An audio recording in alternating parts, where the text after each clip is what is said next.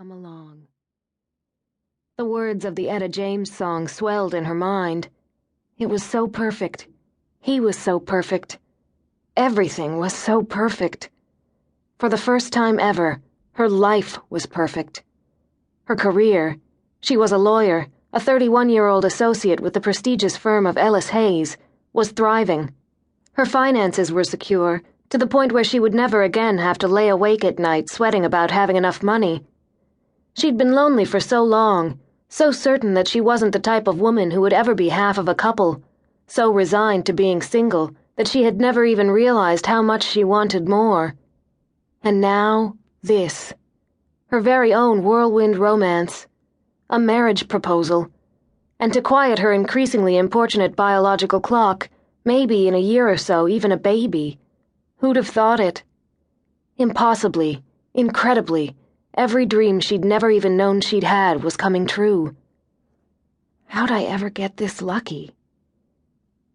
Allie, you're making me nervous here. She realized she hadn't said anything, had done nothing but stare dumbly at him, at the glittering diamond. His thumb caressed her fingers, nudged the ring. His smile was a little crooked now. His eyes searched her face. He looked like he thought she might actually be going to say no. This hint of vulnerability in him, she hadn't seen him vulnerable before, made her heart melt. Say something, damn it. Say yes. She took a deep breath, striving to pull herself together enough so that she could actually speak. The thing was, she'd always been a little bit psychic.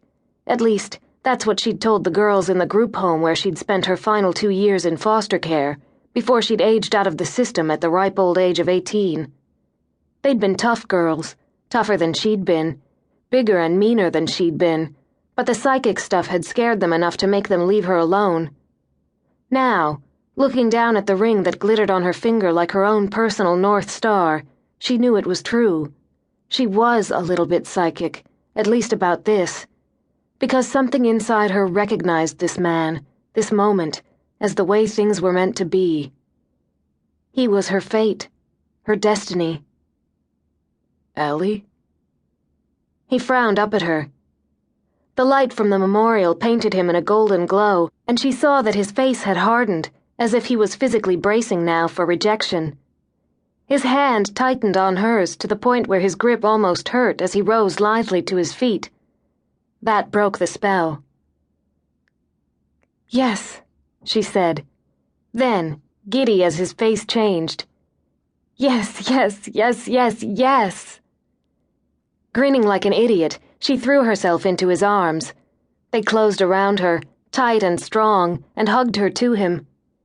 He was tall and solid, muscular from his running and workouts, fit and buff in a way she would never be, and she loved the feel of him, loved the smell of him, loved his dark good looks, his lopsided smile, his possessiveness where she was concerned.